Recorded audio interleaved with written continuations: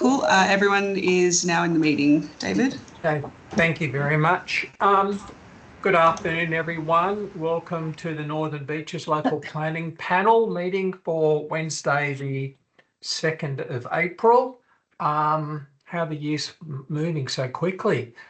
Just before I formally commence the meeting, for those of you who aren't familiar with what the panel does, I'll just quickly go through our role and who we are and how the whole system works.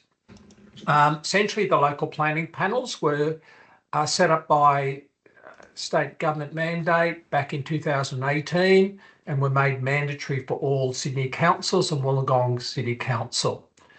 The panels provide independent level of accountability and ensure independent oversight leads to better planning outcomes from the development assessment process and the planning proposal process.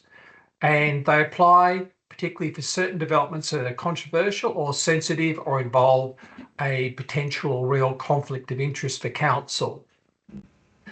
What we do is we consider and determine development applications, application modifications, reviews of applications that have been referred to us according to guidelines that are set up in a ministerial direction. And we also provide recommendations to council on planning proposals and any other development matter that may happen to be referred to us. There's a series of statutory rules that govern our operation through a code of conduct and various operational procedures. The way the system works is that council officers assess development applications as per normal, and then they make a report to the planning panel. The planning panel then makes an independent determination of the application. One of the things that's important to note is the panel does not set policy, but we work within the legal framework and policies set by council, the state government and the courts. The panel itself consists of 4 members, a chairperson, myself, David Crofts, a committee member, and the committee member today is Carolyn Hill, and 2 independent expert members who have been appointed through a selection process that was been operated by the state government. And they are Michael Levy and Lisa Bella Exercito, who are both representing planning expertise and the like on the panel. The committee member, Carolyn Hill, is a representative of the local community, but she's not there to be an expert in a particular field, nor to represent a particular community group. The panel has gone and done an independent on-site inspection. Our inspections are either done in person on the site from the public realm. It's rare that we enter private property. That we then hold I might also mention that we're unable to do that. We do those inspections virtually through a number of means. We then hold the public panel meeting, which is where we're at the moment, for interested people and groups to hear and make submissions about the proposal, and we then consider those in our determinations. And then we have a closed panel session for the panel to deliberate and make a determination on the applications before us. And then a public announcement is made several days afterward once the council has gone through a number of procedural matters they need to pursue. Just prior to this meeting, the panel has been briefed by the council's assessment officers. We've also had an opportunity to read the assessment report, which you'd also have access to by the web. We have access to all your submissions and any other relevant documents such as planning reports that have been made by the applicant and others relating to each agenda item. The public meeting that we're about to start is an opportunity for you to make an oral submission to us. They're not a place for debate nor for to or fro discussion between the applicant and any objectors. And when those of you who are making submissions make that oral presentation to us, we'd like you to keep that to a maximum of 3 minutes. We will be timing your presentation and a bell will go off to inform us those 3 minutes up. My advice to you is not to reread your submission because we've had the opportunity to read it, but to focus on what you think are the main points so that we hear that message very loud and strong from you, and it's uppermost in our mind. These public meetings are video and audio recorded, so by being present, you're providing consent to that occurring and you've been present on those recordings. The recordings also live streamed, and once they're recorded, they're published on Council's website. And that's pretty well it in terms of providing you with a bit of a background as to what our role is. So I'd now like to move ahead to commence the meeting formally. Once again, welcome everyone, and as an acknowledgement of country, the Northern Beaches Local Planning Panel acknowledges the traditional custodians of the land upon which we gather and pays respect to elders past, present and emerging.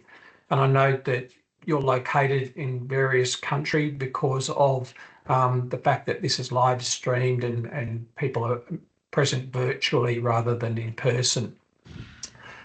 I've received no apologies to the meeting, and in relation to declarations of interest, I'll just quickly ask the panel members whether or not they have any real or perceived conflicts of interest or the like involved with any of the matters that are on the agenda today. Firstly, Lisa Bella, any conflicts? Isabella, are you online? No, sorry. Chair. Okay, sorry. Thank you. Michael Leedy. I have no conflicts. Carolyn Hill. None for me. Okay, and now I have no conflicts of interest. And I might also note that the panel members have signed a written declaration to that effect and forwarded that to council. So moving on from that, won't be a moment. Excuse me for a second. I've just managed to close something on my screen I didn't intend to do. The minutes of the previous meeting, which was held on the 19th of March 2025, were adopted by the chairperson and have been posted on council's website. I'd like to note that on behalf of the panel. We now move on to item 4.1 on the agenda. So item 4.1 is DA 2024/1171, which is 9999 Condamine Street, Manly Vale. It's the construction, relates to the construction of a single-storey building and the use of premises as a recreation facility indoor, which I believe is squash courts and associated signage. Now, the reason why this has come forward to the panel is because the landowner is council, and also we've received 10 or more unique objections, so though I understand that the bulk of those submissions are actually in support of the proposal rather than objections per se. So I'll now open. We have no objectors who have asked to speak. We do have a representative of the applicant available, Abby Kogel. Abby, you online? I can see you there. Yes. I'm here. Thank you very much. Abby, would you like to make a presentation at all, or would you like just to take questions if there's any from the panel? Yeah, just mostly about if you have any questions, and just that all the submissions that were received were in support of this DA. We believe it is a very upgraded sporting facility, which the local residents have very much shown their support for. We've designed it to ensure no adverse environmental or amenity impacts, and we've reviewed the draft conditions and have no comments. We're happy to accept those. So really, if there's just any questions, I'm here to answer those. Okay, great. Thank you very much, Abby. Panel members, do you have any queries or questions that you'd like to ask Abby at this stage? No. Just one, Mr. Chair. Yes, thank you, Michael. Abby, just wondering if you could tell us how you're planning to manage stormwater and runoff from the roof. Yeah, so there was a detailed stormwater management plan provided as part of the application. Off the top of my head, I can't remember exactly the details of that, but I believe it kind of integrates with the wider Warringah Recreation Centre upgrades which are happening. So there's I'm not sure if you know, but there's a review of environmental factors which is currently underway for the car parks and tennis courts. And so the stormwater management has been integrated with that. Okay, thank you. Great, thank you. And just on that note, Abby, with you mentioned the review of environmental factors for the car park and so on. Are you able to brief us on the time frame for that approval, given its relationship to this application?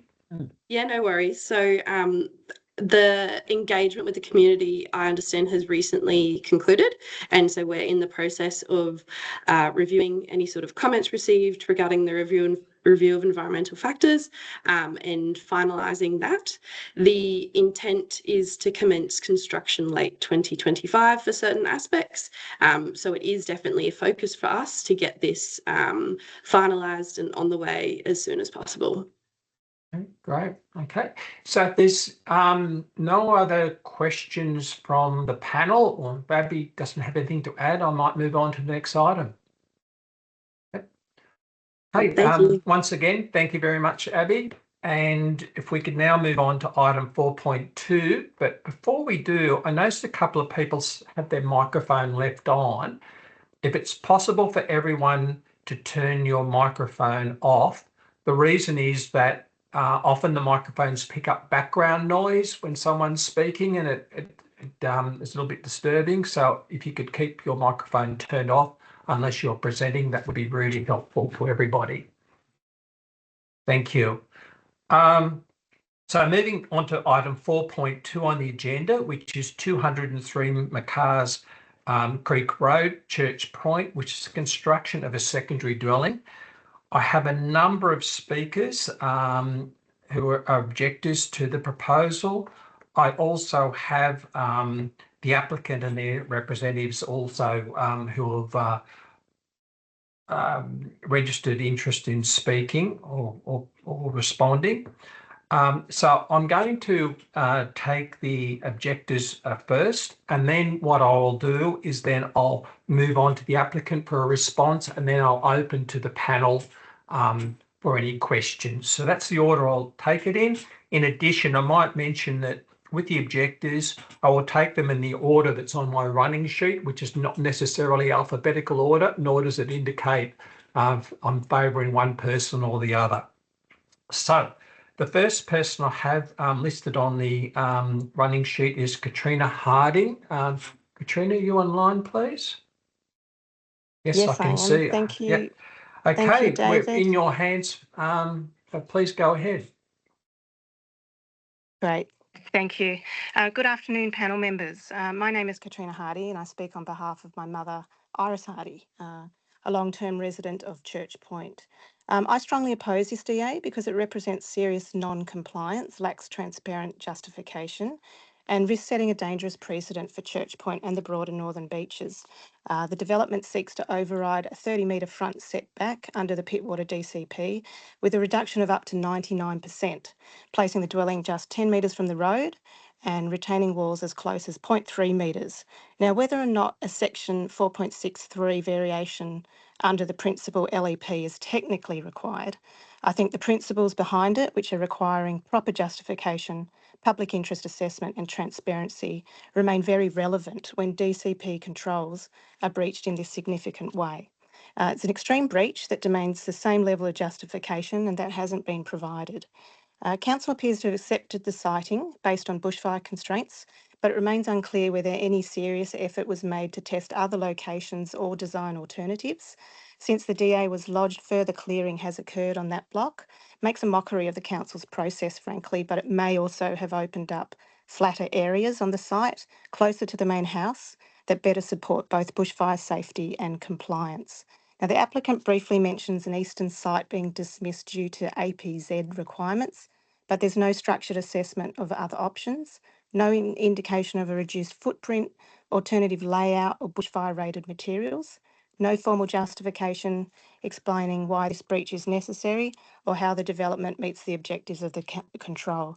Now that matters because under section 4.153A of the EPA Act, a DCP must not unreasonably restrict development if the objectives are met. But here, the community cannot see how those objectives have been assessed, let alone achieved. Council's own landscape referral confirmed this dwelling will be visually dominant and cannot be screened. Now that's due to bushfire requirements, but this directly contradicts the DCP's intent that built form remains subordinate to the natural setting. This proposed dwelling will be sitting in a wildlife corridor, and clearing has already exposed neighbouring homes, previously never visible. That will only worsen. This is not responsible development, it's not site sensitive, it's not what the DCP allows, and it's not fair to residents. A 99% breach should never be needed on a site that is genuinely suitable for this type of development. So allowing it sets a dangerous precedent, weakens the DCP's role across our bushland suburbs. I respectfully urge the panel to refuse the DA outright in its current form, direct the applicant to explore more appropriate siting on their block, and require genuine redesign that upholds both bushfire and planning controls that is transparent and available for comment through the community. This decision affects more than one site. It will echo across the LGA. So please protect the integrity of our planning system. Thank you. Okay, thank you. And you finished basically on the dot for 3 minutes. So thank you very much for doing that. Thank you. So the next person I have is Carrie-Ann Rosenberg. I can see you're online. Yes, can you hear Yes, you're me? there. I can hear you fine. So Okay. you're in your hands. Thank you. Okay, thank you, panel. Extinction is forever. An official wildlife corridor runs from Ku-ring-gai National Park to 227 McCarrs Creek Road, where the first large blocks of land begin. These homes are all positioned far back aligned in a row while adhering to the minimum setback of 30 metres. Endemic native vegetation covers the front of these blocks, allowing wildlife to use this extension of the bush corridor to travel along McCarrs Creek Road, which is parallel to the road and continue into Bayview.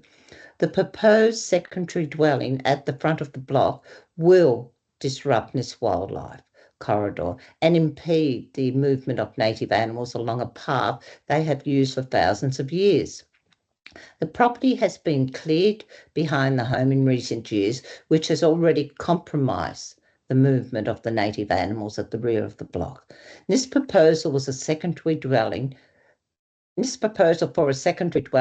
must be stopped, as this is the only remaining intact corridor that native animals can use on this property.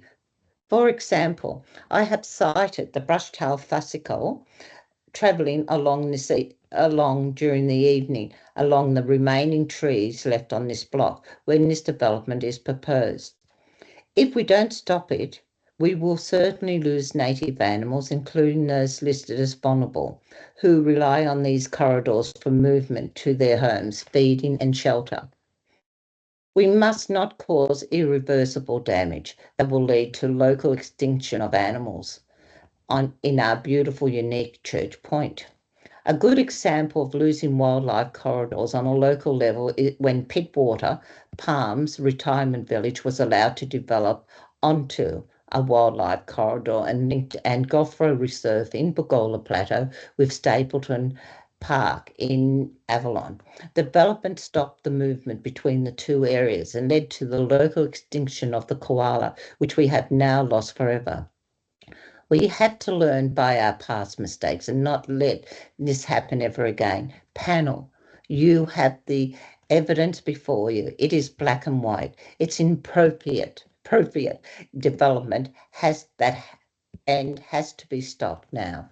That's all I'm going to say. I'm for wildlife, and it's unbelievable what is proposed to be done here. Thank you. Thank you very much. The next person I have to present is Phil Corbett. Phil, I can see you're online. Your microphone is still off. Phil, can you hear me okay? Your microphone is still off and your video is actually turned off as well.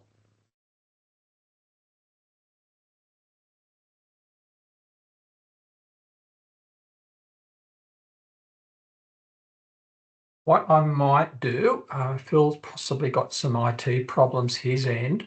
I might move on to the following speaker while Phil investigates whatever the problem is. Hopefully you can hear me, Phil.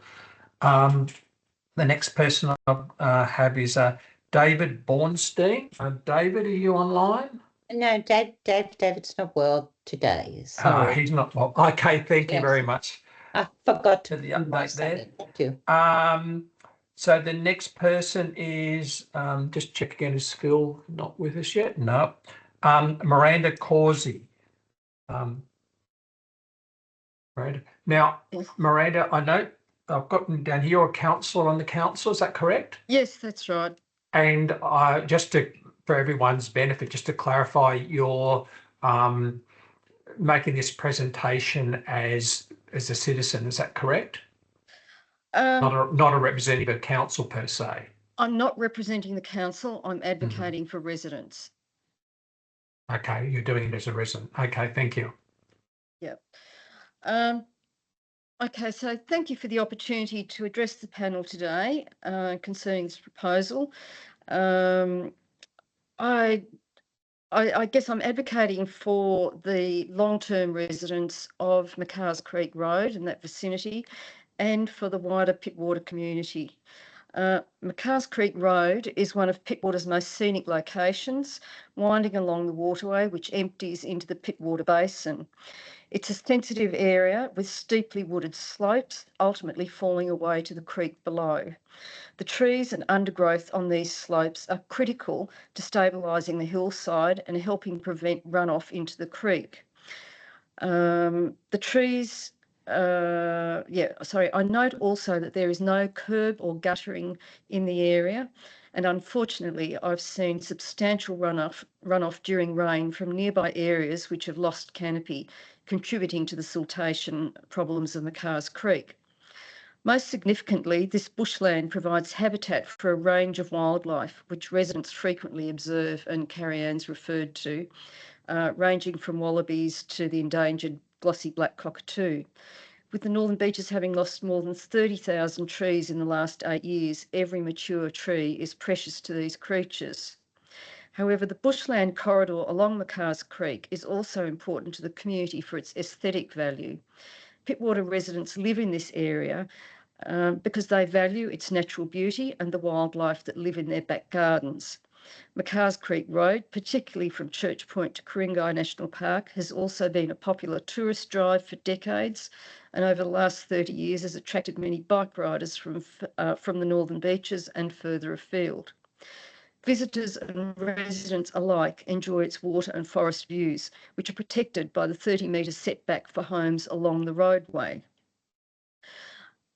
Further, this setback, which extends along the length of this section of road, allows privacy to homeowners and screens traffic noise.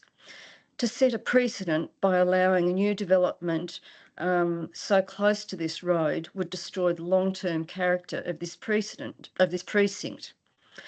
This in turn is likely to have an impact on the value of neighbours' homes and their enjoyment of their properties. Rather than building into the 30-metre setback, there are other possibilities, such as moving the development further up the block into an area that is now devoid of trees, which could also have the advantage of necessitating less excavation than is proposed.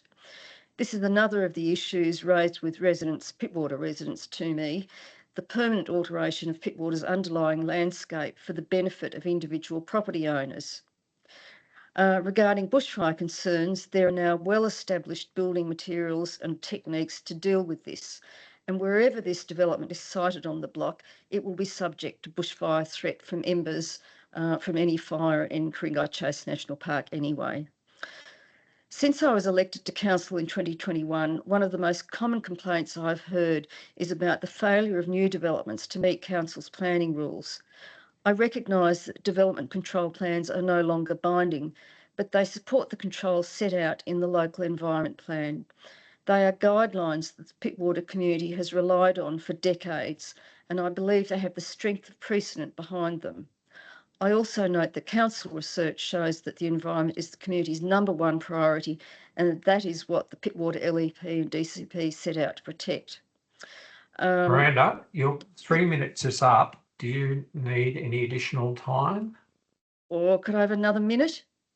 1 minute's fine. Yes, thank you. Thanks. Look, I've also got concerned about the bulk and scale of this development on a sloping area with an open space below. Surely bins could be located next to the accommodation, which occurs for many other Pittwater homes. Yeah. And just finally, when other neighbours have complied with the DCP, I don't believe it's fair to allow a new development that fails to meet the provisions of the DCP. That's particularly true in the case of a large block where alternative sites could be identified. Planning controls are there for a reason, to protect the character of an area, and the Pittwater community has made this clear to me in emails, phone calls and face-to-face discussions since I was elected to council. It expects the DCP to be applied except in rare and unusual cases, and only where it will not affect the local character, the environment, neighbours' privacy or property prices. Thank you. Thank you very much. Now, I've noticed that Phil Corbett, you're now online. Okay, you can hear me now, can you? I can, yes, all good. So we're in your hands now, Phil. Excellent. All right. Sorry about the technical glitch there, but if you can hear me, I'll proceed. Yes. Okay, so I'm opposed to this DA because it fails to meet many of the building requirements and because of its visual dominance so close to McCarrs Creek Road, as well as its adverse impact on the environment. My property is immediately below 203 and takes all the stormwater. In the past, the council has channelled inordinate volumes of stormwater into my land, causing enormous environmental damage, which is well documented and cost the council many tens of thousands of dollars. But this DA is not taking account of the impact of stormwater. Surely the purpose of a DA, apart from ensuring building standards are met, is to assess the impact of the development on the surrounding area. So to not consider the impact of stormwater, especially here given its history, is totally inappropriate. And without that assessment, this DA should be rejected. I've mentioned the very real danger of light spill from the proposed dwelling so close to McCarrs Creek Road, especially for neighbours exiting their driveways below at night, not being able to see due to light glare and possibly hitting joggers, walkers, bike riders, motorists, and possibly resulting in a loss of life or limb. The council admits it has no jurisdiction over outside lighting, so with this proposed dwelling so close to McCarrs Creek Road, I should suggest it should not proceed for safety reasons. Alarmingly, the proposed location of this dwelling simply doesn't comply with important regulations. The setback required is 30 metres. The setback proposed is as close as 30 centimetres for a retaining wall, 10 metres to the building. And again, this DA should be rejected. Further, the limited setback severely limits any screening from the road. There's no room for planting. So it again fails to comply with council's landscaping regulations and should be rejected. A 99% reduction in street frontage is extreme and sets an unwanted precedent, opening the door for similar structures in what has largely been a protected scenic bushland corridor along the high side of McCarrs Creek Road and a beneficial safe passage for wildlife, as has been highlighted. It's puzzling to understand why the council appears to be dismissing so many impacts and failures to comply with what appears to be almost religious fervour in an effort to pass what is clearly an inappropriate dwelling in an inappropriate location.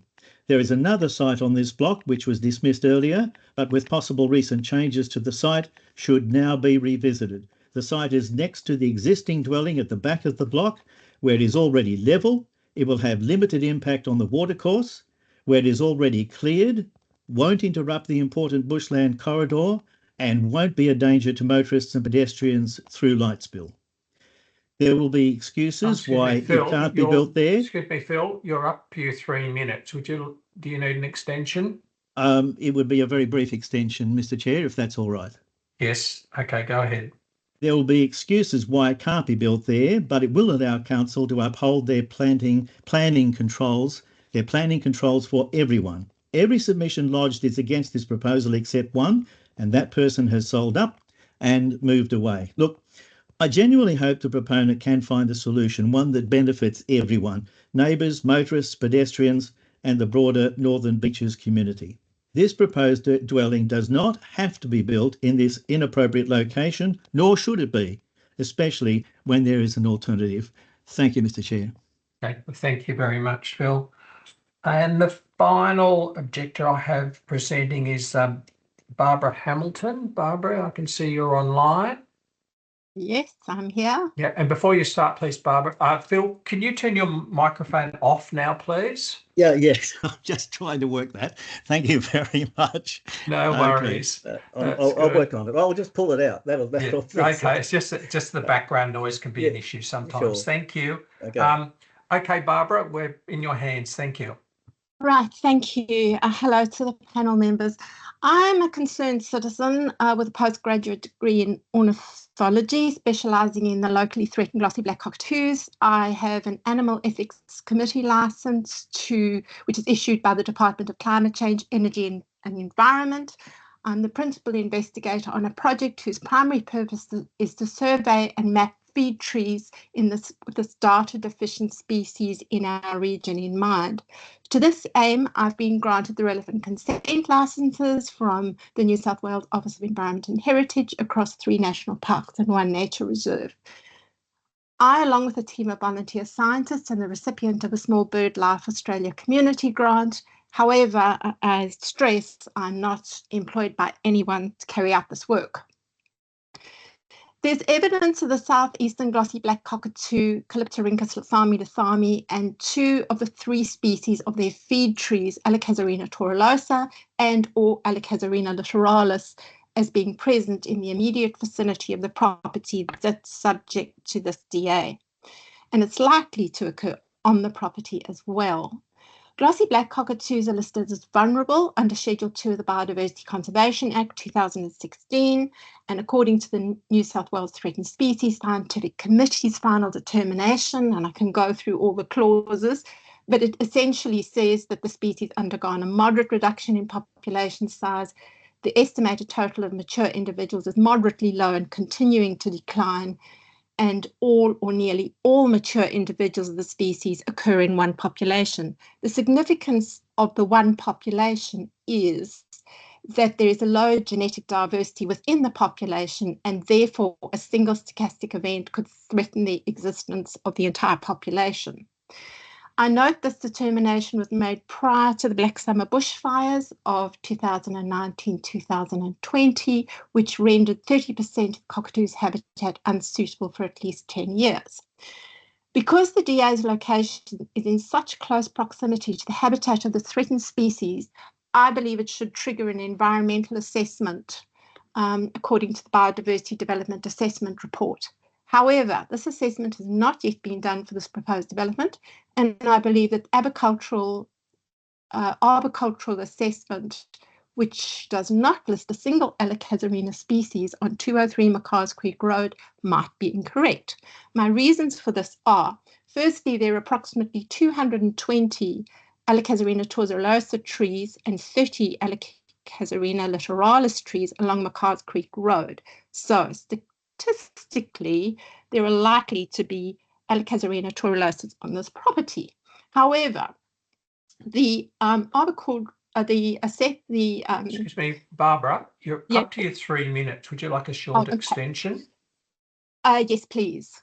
Okay. So essentially, there are trees that have been identified as Casuarina cunninghammer, according to the agricultural assessment, and I do not believe that these are necessarily, this is necessarily correct, because the height of these trees is determined to be 11 metres tall, much more in line with torullosa height, whereas the trees of Casuarina cunninghammer are more like 20 to 30 metres high, according to Alan Farley's Native Plants of the Sydney District, as well as Les Robinson's Field Guide to the Native Plants. at least one sighting of a pair of glossies has been reported on this property. And because glossies are a cryptic species with a wide distribution, they're often undetected and overlooked. I believe that the fee trees are often misidentified, especially by casual observers who just see them as she-oaks rather than to the species. Cockatoos, as I've outlined in my report to you, they preferentially feed on individual trees, which they are faithful to come back to year after year. So that means that you can tell whether they visit an area not just by their presence in the trees, but by their chewings underneath the trees. So the mapping that I'm doing identifies individual trees that these glossies need, that's vital to their survival. They have a unique beak morphology, which means they cannot eat anything else. And I think this approval should not, that this development as it stands should not be approved on these grounds. Okay, thank you very much, Barbara. So that's all the objectives I have to present. I'd now like to move on to the applicant for any presentation they may wish to make, and also any responses they have to any of the comments made by the objectors. And then I'll move on to the panel members to see whether they've got any queries of either objectors or the applicant. I notice I've got Andrew Hands, William Fleming and Marcia Solomons listed. So Andrew, I've got you at the top of the list. So I'll, if I can declare you the ringmaster, so as to speak, to coordinate amongst your team. Mr. Chair, whatever we're in your hands to present whatever your team wishes to say. Sorry, Chair, I'll kick it off. Yep. William Fleming here. Sure, that's okay with me, Chair. Thank you. Yes. Sure. Thanks, Will. Yes. So I'm here with the architect and the owner to support the recommendation of approval. Yes. This application has been a lengthy assessment process, with it being submitted in January of 2024. We have responded to every request for information from council. We have amended the plans throughout the process, and we've provided more detailed information to achieve this recommendation of approval. Going into this, we were acutely aware of the constraints of the site and that we would require a variation to the front setback control due to the bushfire risk, which required a BAL 29 rating for a secondary dwelling. The location of the dwelling is the most appropriate in that it achieves a BAL 29 rating and a reduced asset protection zone, which limits the need for clearing of trees and vegetation. We did provide council with diagrams and bushfire reports to explore other locations on the site, which were ruled out due to the increased bushfire risk and the much larger APZs, which would have required many more trees to be removed. The land is also much steeper as you go further into the site, which would have resulted in more excavation and more impact on the land and trees to facilitate this secondary dwelling. I'd like to touch on the visual impact and character when viewed from a public place, which has been raised here. McCarrs Creek Road is quite a dangerous road in that it's narrow and winding. There are no footpaths along the street for pedestrians.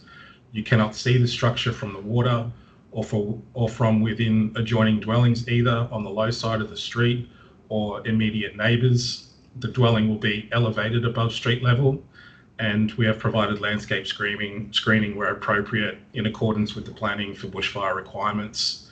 We note that the low side of the street includes a number of parking structures directly adjacent to the street, and our development will be recessive to that predominant character. So I think it's important to also establish from exactly where a visual impact concern is arising from. And our position is that it will not be able to be seen from neighbouring dwellings, and there really are no public domain areas that the structure will have a visual impact on. I just want to touch on and address an error with regards to the curved retaining wall at the front of the site.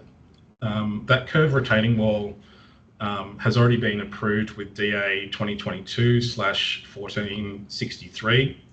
It is a new wall, but it already has been approved, and we accept that probably not made as clear on the plans provided to council. So the setback isn't as close as being purported here today. I'll end by saying that secondary dwellings are permissible with consent on this site, and it's reasonably anticipated development, which achieves an economic and orderly use of the lands. And I think, Andrew, if you want to say something, please feel free.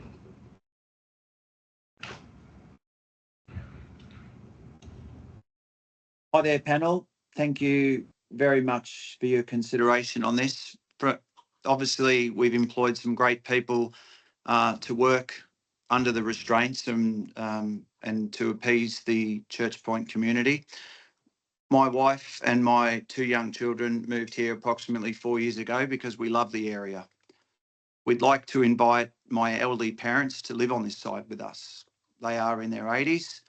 Time is of an essence, and we'd like to invite them onto us. We employed great people to come up with a great solution to encompass the LEPs and restraints, building restraints. And we feel as though we've worked closely with council. As Will has mentioned, it has been a very challenging site. We know that the Church Point community value the wildlife as we do. We know that our Church Point community value the fauna as we do. To date, we've planted over 100 native trees on our property. We've implemented some really great things, providing safety to the main dwelling, and we'd like to provide safety to the secondary dwelling, and obviously appealing or impeding, if that's the right word, to the bushfire restraints. We are obliged and we are guided by these professionals that we employ for the location of the secondary dwelling. Just on one of the points that one of the Church Point community members raised about the frontal, you know, we want to screen this from the street. We want to embrace the Church Point community. And if I can just bring your attention to my screen there of 243 McCarrs Creek Road, which has recently been constructed this year. Our secondary dwelling is going to look nothing like that. We have implemented and we have assigned a very skilled native landscape architect that is going to implement lots of native trees and screen the dwelling or the secondary dwelling from road view. Just concluding on that, you know, we want to work with our community. We want to apply by the law, and we want to work closely with council and our operatives that we've employed to achieve a win-win situation. Thank you for your time in considering. Okay, thank you. Any William, anyone else from your team that wishes to present at this stage? Not at this stage. We're happy to answer any questions. Thank you. I'll now open up, excuse me a moment. I'll now open up to panel members, whether you've got any questions at all. Nothing? Yes, Michael, go ahead first. Yes. One question, David, for William. Just wondering if you could explain why the lower ground floor bin area hasn't been included as part of the gross floor area. It's a total floor area, not a gross floor area calculation with regards to the secondary dwelling. So what's counted then in the floor area? Everything. Including the bin room? Marso, is the bin room included? I don't believe so. There's no floor plan that I was able to find, Chair, for the lower level. Yes, hi, my name is Massa Solomons. In regards to the total floor area calculation, I do not believe that a bin area contributes to the calculation of the total floor area. Thank you. Sorry, why is that? It's just the council's legislation policy, from my understanding. It's the lower level though. When I look at the plans, is it not to a floor to ceiling of 2.8 metres, and we don't have a floor plan, so we're unable to see the extent of this area. We have removed the lower level completely and replaced it. It's just open structure beneath. It's a subfloor. It's a subfloor. It's not floor area. But when we look at the front elevation, it isn't open. It isn't open, and it No. comes. So what? It's a subfloor area. Essentially, it's not concreted. It's just got enclosed walls. If you didn't have those enclosed walls, you would see underneath the slab, and it would be very unsightly from the street. So in order to have a aesthetically pleasing facade, we have a wall that comes down to the ground.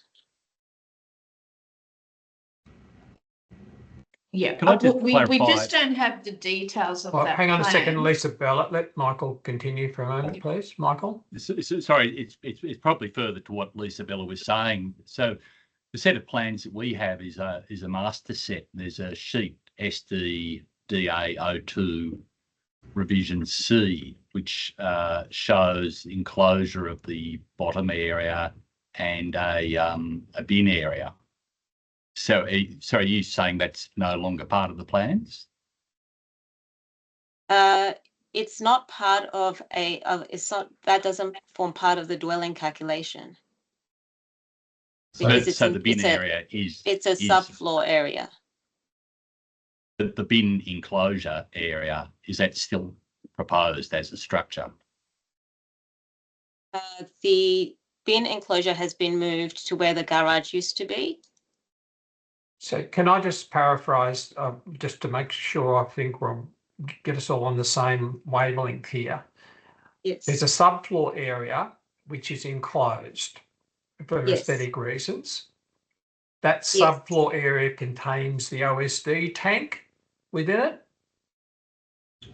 Correct. Yes, it does. Yes. Yes, and it also contains an enclosed space with walls and a floor, which will be the waste bin area. Yes. Is that correct?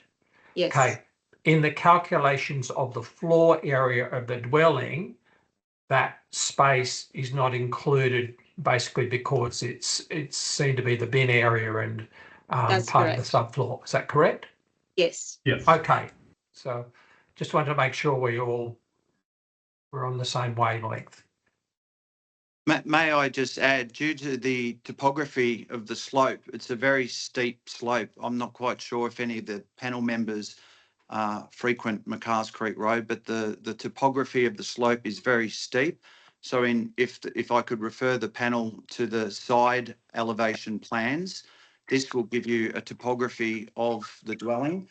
So is that section, sorry, can I just clarify which plan? The plan you're referring to is in the master set, section AA?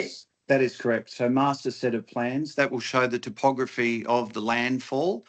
That will depict the excavation, and we are really trying to minimise excavation, hence that cavity or void. We've turned that into a utility room / bin room, simply to mitigate extensive excavation. Could you add to that, Will? Yeah, when viewed from the street, that lower level is not going to be readily visible due to the topography. So whether we enclosed it to make it visually more appealing, but it's not that readily discernible from the street. And as I said before, there really isn't public domain areas to view this structure from. So from where the impact is arising is questioned. It's really only driving past in a car that you might have a look, but typically you're not going to view it from the street or from any other public domain areas or adjoining dwellings. Okay. Any other questions from the panel? Yes, I have a question about the environment No, again. no, sorry, no, just from the panel. We're not taking them from the public. Thanks. I think it was Barbara. Yes, panel members? No? Yes, Chair. Lisabella. Yes, Chair. I'd like to ask a question to the applicant to explain how they've worked through the Biodiversity Conservation Act and why it doesn't apply, why a BDAR assessment's not required on this occasion.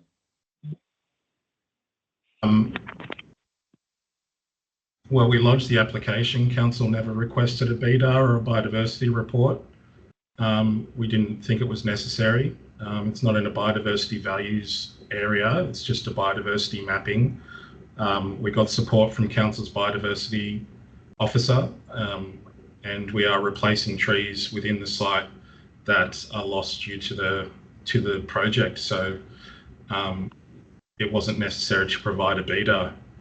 And what do you say to Barbara's submissions that the site indeed has the trees on it that are the habitat of the glossy black cockatoo, and if they do, there would be the trigger for a BDAR assessment? I'm not a biodiversity expert, but I would say that there is a balance between managing all the constraints and looking at this development holistically. So, if a BDAR was required, Council would have asked us to get that done. So, we accept that there are native species on the site, but we are providing replacement trees, and that was acceptable for the biodiversity officer. And they also acknowledged that other locations on the site would have required much more clearing of land that would have had a greater impact on the biodiversity value of the area.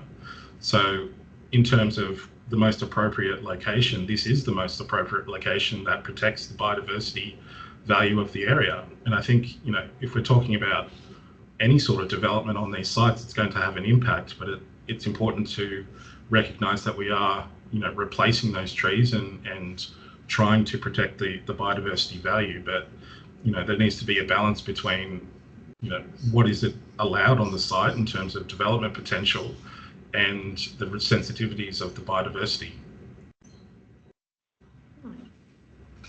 No further questions, Chair. Okay, thank you. Can I just ask a couple of questions, please? The first one relates to the materials of the dwelling, and in particular the external colours of it. I note from the plans that the exterior walls appear to be predominantly in an off-white colour rather than a more recessive finish in one form or another, which would allow the dwelling to be to settle back much more into the character of the landscape there. Would you like to comment on that, please? I might let Master do it, but we had a previous application approved with the retaining wall and the gate, and that included natural sort of sandstone cladding on those walls. And I think that's a continuation, or what we have proposed is a continuation of that. And we are proposing to use more the same sort of sandstone rendering on the dwelling as well. Because the colour scheme refers to off-white. The intention is to provide natural materials so that the character and just general setting of Macars Creek Road is maintained as much as possible. Mm-hmm. As William said, the intention is to just continue on from that original concept to have stonework, rendered finishes, more neutral colours, not necessarily off-white, perhaps in those sandstones and creams, and where possible, landscaping to screen from the street as much as possible. Well, if that's the case, why have you specified off-white with the rendered finishes, both on the side walls and also the predominant wall that's facing the street? I think there is a. Sorry, go, Marcia. Sorry, there's just a whole range of colours when you consider I off-white. understand that. I'm Yeah. looking at the plans here at the moment. This, say, for example, the SDDA 06B or A and B, which is the northwest elevation and the southwest elevation. The materials, the predominant materials are labelled CD and with a number after them, and both of them are effectively a render with a colour specified as off-white. That's correct, yes. It's predominantly to the lower ground level, and the facade that's presenting to the street has a range of materials and finishes, and I think that achieves, you know, a breaking up of the massing as well. And we do include, you know, timber battens as well on the upper level, which will be the more dominant visual presentation to the street. Okay, all right. My other question related to the bushfire advice and relative to the amended landscape plan. So the amended landscape plan is the one I've got. I'll just check the date on it so to make sure we're all talking about the same thing. Has it got a date on it? It's drawing L-01, revision G for golf. And on the landscape plan, with the screening of the development from the street, it shows a number of shrubs between the dwelling and the front boundary, a number of actually on the front boundary itself, underneath the tree canopy. Yet the letter from your bushfire consultant, which is dated the 9th of December, refers to shrubs are not under trees, and they're restricted to 10% of ground covers are positioned at least twice their height away from exposed doors and bushwalks. So the shrubs that will be there are less than 10% of the ground area. Is that correct? That's our understanding as well, yes. Okay, so I'm just wondering about the extent of screening that will succeed in delivering in terms of from the street looking back toward the dwelling. Could you like to comment on that, please? Look, obviously we are restricted in what we can provide as screening, and you know that has been assessed by council's officers and deemed appropriate from a bushfire protection point of view. As I said before, I think it's important to really understand from where people are going to view this development from. If there's no public domain, you know, relevant public domain areas, what's the visual impacts? Well, the public domain is in fact the street. But there's no footpath on the street. There's no, you know, it's really only cars driving past. There's no, you can't see from the water. I do understand, but the street is public domain. Just because it's not a footpath doesn't exclude it from being public domain. I understand that, but you know, if there's no legitimate area to view this development from, what's the impact?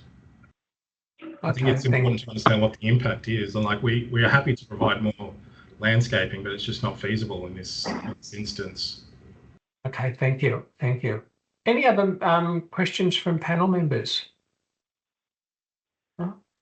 Okay, so can I thank everyone very much for your presentations and for dealing with our questions from the applicants. Mr. Chair, am I able to make a comment on some of those comments that have just been delivered? I'm sorry you're not able to, but thank you for asking.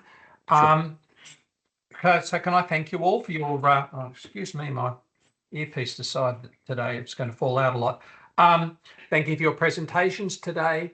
And just in terms of the process from here on in, after the public session has completed, the panel will go into a closed session where we'll determine the application. And by determine, it may mean approve with conditions, it may mean refuse, it may mean a deferral for further information. I don't know what that outcome is yet because we haven't yet met, but the outcome of that determination will then be provided back to council officers. And as I mentioned at the beginning of the meeting, there'll be several days before that becomes available on council's website due to various processes that need to be pursued. But once again, can I thank you all very much for attending the public part of this meeting, and that being the last item on the public component of the agenda, I'd now like to close the meeting. Thank you all very much. And Thank you, if I could panel. ask everyone to log off except the panel members. Thank you, Chair. Thank you, panel. Thank you.